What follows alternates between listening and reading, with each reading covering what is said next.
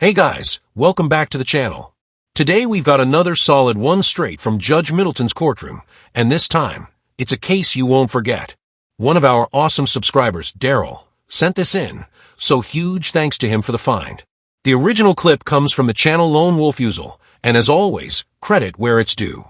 Now, if you've seen Middleton before, you already know he doesn't play games when it comes to accountability. But in this one, things take a turn that perfectly shows why he's one of the most respected judges online. So without wasting any time, let's dive right into the action and break down exactly what went down in his courtroom today. Deborah, I have another tough case that you don't know anything about. So I should sit back down. Mr. Weller's sleeping through most of this, but we're going to wake him up here to do our hearing. I wondered. And it's got a lot of money involved, and he's not real with it, and he's late. And I'd ask if you would stay. I apologize. Anything to make this. It's another no lunch Monday. Why don't you go ahead and turn it back on for you now? I would have considered even maybe bumping this, but the complainant is here, and he's been waiting for a long time. So we'll address this right here is one of the reasons I really respect Judge Middleton. He knows that delaying a case like this only hurts the victim even more, especially someone who's already lost thousands to a thief like this. Instead of wasting time or making excuses, he steps up and keeps the process moving. That's what real judges do. They balance fairness with accountability. Middleton isn't here to comfort criminals. He's here to deliver justice to the people who deserve it. This is file 23738FY, People versus Timothy John Weller. Mr. Weller was charged with a felony computer crime. And as I mentioned, we're returning to the bad old days of multiple remands. This matter was bound over to the circuit court on a felony charge. A large amount of money was taken, $8,000, and it got remanded back to our court for a plea and sentencing. Well, I'm not sure I'm ready to do a plea and sentence, but I would be ready to do a plea. They're remanding these matters back for plea and sentence, but by the nature of the fact that they were a felony and came back as a misdemeanor, they're complicated. I don't know what happened. This case got bound over. There were several status conferences. It was going to be set for trial, and it got remanded. And so the remand plea, Mr. Weller, would be to a misdemeanor charge of larceny over $200, but less than $1,000. The original charge was an allegation that you stole $8,000 from a Mr. Gregory White. You see what I mean? The victim's already out $8,000, money that's gone for good, and probably taken from someone who worked hard for every dollar. So why waste another minute dragging this out? Take the plea, lock him up, and move straight to sentencing. The man's had more than enough chances to make things right, and every delay just adds insult to injury for the person he stole from. At this point, justice isn't about patience, it's about closure. And Judge Middleton knows exactly how to deliver that. That larceny charge is a just plain old grand larceny, punishable by up to 5 years imprisonment and a fine of up to $10,000. The computer part of it is a allegation that used a computer program, computer system, or computer network to steal more than 1,000 but less than 20,000. That's punishable by up to 7 years imprisonment and a fine of up to $5,000. You're also charged as a habitual felon as a fourth felony offense, making this punishable by up to life in prison. So the matter got bound over to circuit court. The can got kicked down the road a little ways, and then it got remanded back here for a plea to a misdemeanor charge of larceny more than $200, but less than $1,000. Mr. Weller, that's a misdemeanor. It's punishable by up to a year in jail and a fine of up to $1,000 or 3 times the amount of the money taken. In this case, it's alleged to be $8,000. So the prosecutor, and let me confirm this, Ms. Davis, has offered to dismiss the felonies and the supplemental for a plea to larceny over $200. And I understand you inherited this, but thank you for being here. Quickly looking through the notes, it appears that yes, Prosecutor Marvin had made that offer, larceny 200 to 1,000, and that the restitution was $8,000 joint and several between Weller and Sproul. So here's what's really going on. This guy, along with his partner in crime, decided to steal $8,000 from the victim. That amount automatically makes it a felony, which sent the case up to circuit court. But after some back and forth, they managed to get it reduced to a misdemeanor and sent it right back to Judge Middleton's courtroom. Now, here's where things get interesting. Middleton and Prosecutor Deborah Davis aren't the kind of people who just let things slide.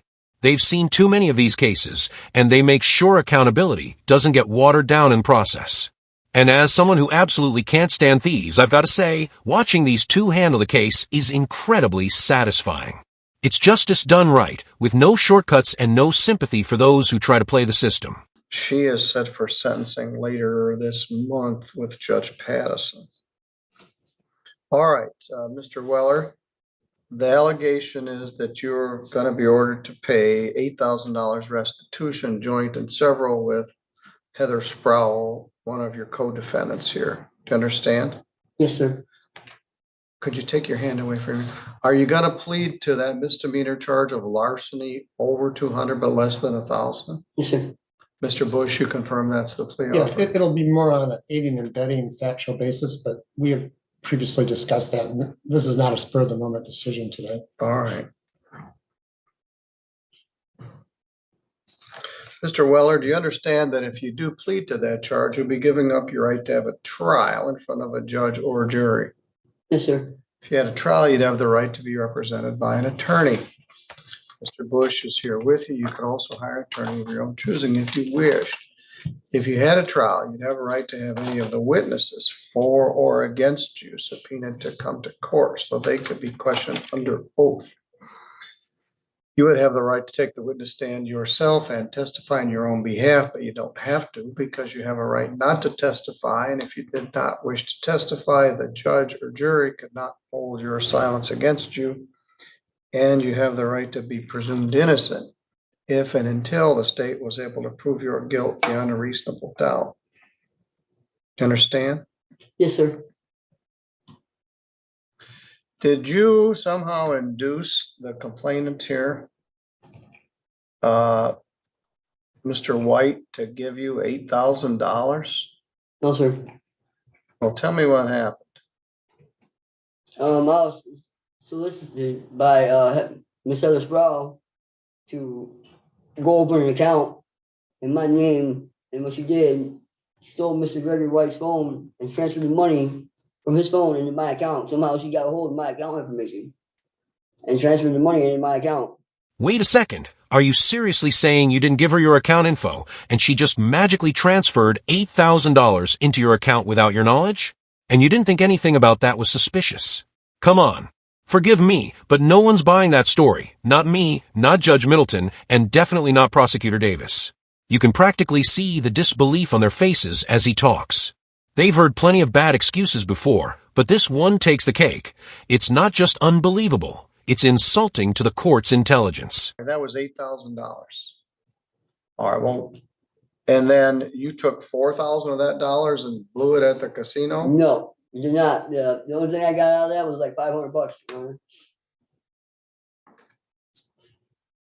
Well, you must have known there was some nefarious purpose for you to just blankly open an account. She told me that, Your Honor, not to cut you off, but she told me that she inherited the money from her uncle.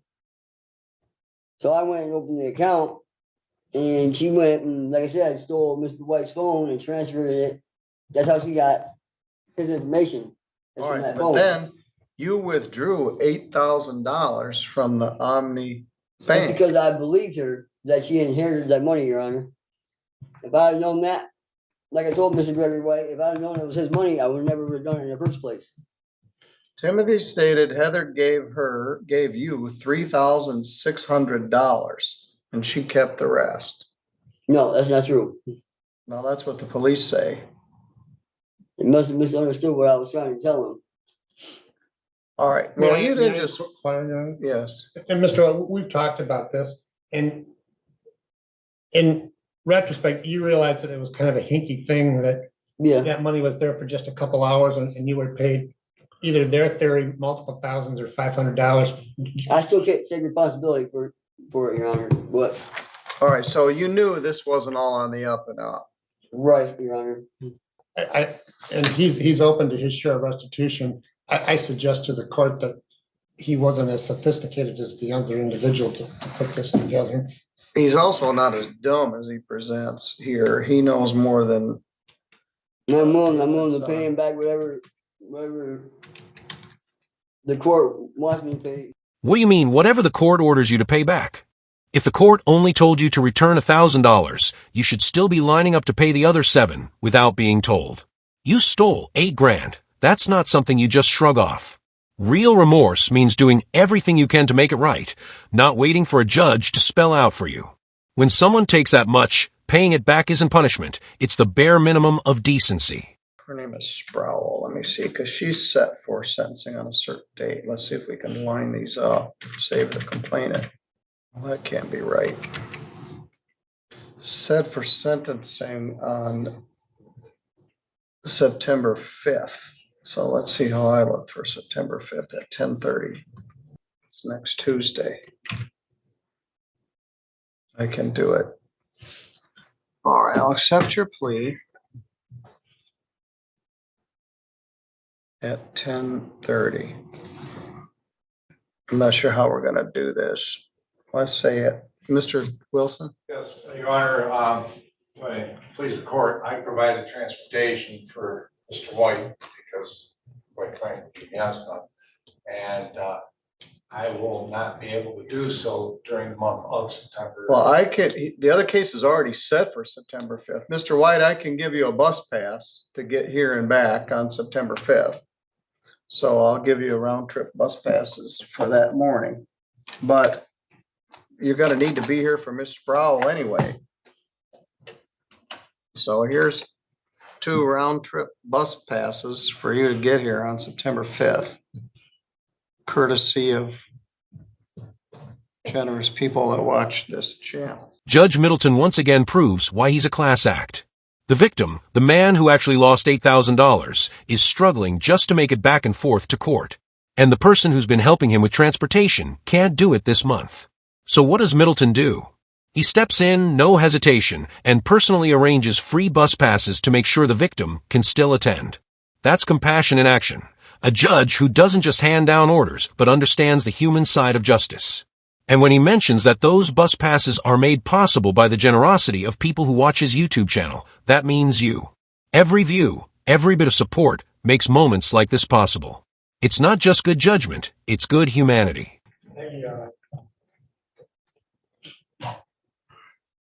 What time are? I'm gonna set this for 11.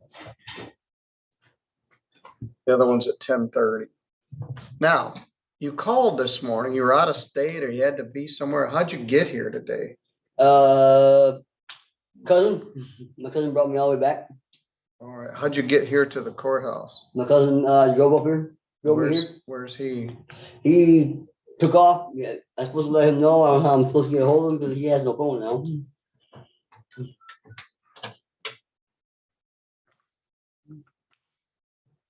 Hi, could you guys check and see if Mr. Weller drove here today? Yes, thanks. Bye. You've got a terrible driving record. Yeah, they'll see me getting, Your Honor, I have to cut you off again, but they'll see me getting out of a passenger seat of a maroon or burgundy colored Dodge. All right. And passenger side. Now, in the It was in this parking report, lot out you're here. talking about driving. The other thing I need to confirm, I don't know whether that interview was recorded. According to the affidavit of probable cause, she gave you $3,600, which you took to Firekeepers and lost, except for $23. Plus, you were driving all over the place. I learned my lesson I from that, made Your a Honor. traffic stop bearing a Michigan temporary plate, made contact with Timothy Weller in the driver's seat. I don't know what I'd do to keep you from driving. So there's a dispute about how much money you took.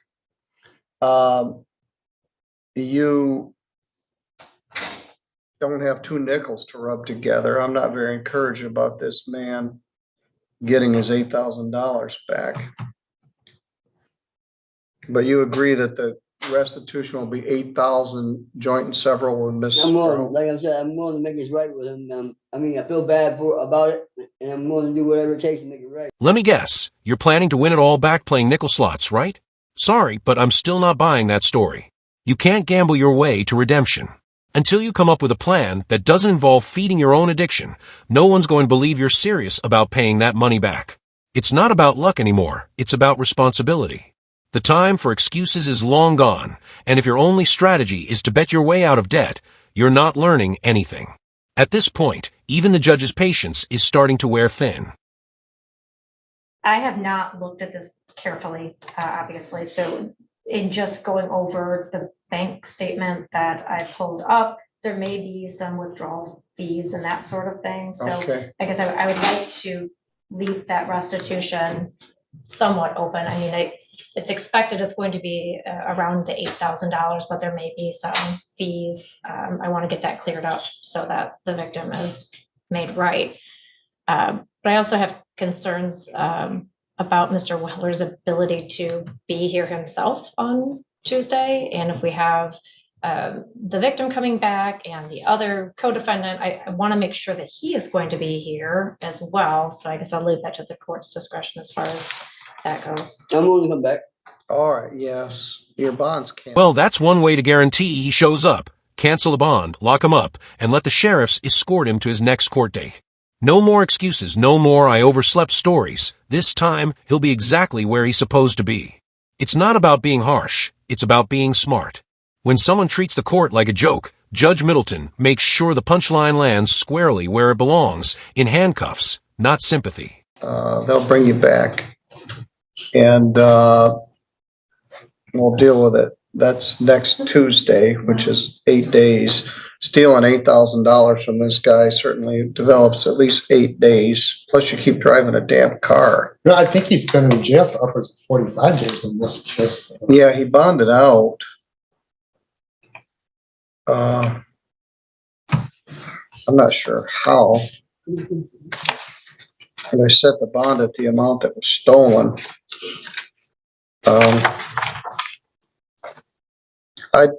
I think it got reduced when it was remanded. And I don't like these remands, and there's not much I can do about it, but they come in, they're always difficult to deal with. Yes, your bond's canceled. You're no longer presumed to be not guilty. I will see you next Tuesday at 11 o'clock. One more custody. Thank you, Your Honor. What am I going to deal for? Your bond's canceled.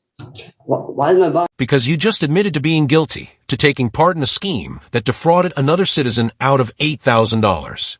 Once you plead guilty, that constitutional presumption of innocence doesn't apply anymore. It's gone. You've crossed that line yourself. At this stage, the court doesn't need to assume anything. The facts are on record, and you've confirmed them with your own words. What's left now isn't about guilt, it's about consequence. Because you just pled guilty to helping somebody steal $8,000 from this man. Yeah. Plus, you showed up late and slept through most of the earlier proceedings. I'm not sure what's going on with you, but I hope you're in a better state of mind when I see you next Tuesday morning. All right, you're free to go. Thank you, Your Honor. Why am I being arrested for? I don't understand. I almost got my pleas in. Oh, it's too late for that. We can Man, discuss why am I that being next time. arrested for, man? I ain't doing anything wrong, You're not man. arrested. You pled guilty to stealing $8,000 No, I with, pled guilty. and then canceled your bond. Man, it's crazy, man. Yes, I think so. Okay. One of us is. Why All am I right, being I'll see you arrested next for? Tuesday. Alright guys, that wraps up today's video. I don't know if you've picked up on it yet, but I cannot stand thieves, people who think they can take from others and somehow walk away untouched. Watching Judge Middleton handle cases like this reminds me exactly why I respect his courtroom so much. He doesn't just enforce the law, he restores balance for the people who've been wronged. And in this case, justice didn't just knock, it walked right in and sat them down. If you enjoyed this breakdown, make sure to hit that like button. And if you didn't, hit dislike, it's still engagement. Drop your thoughts in the comments below. I read every single one, and your opinions always shape the next video. Don't forget to subscribe with notifications turned on, and check out Judge Middleton, Deborah Davis, and Lone Wolf's channels as well. They're the reason powerful cases like this stay in the public eye. Together, we make sure truth and accountability never go out of style.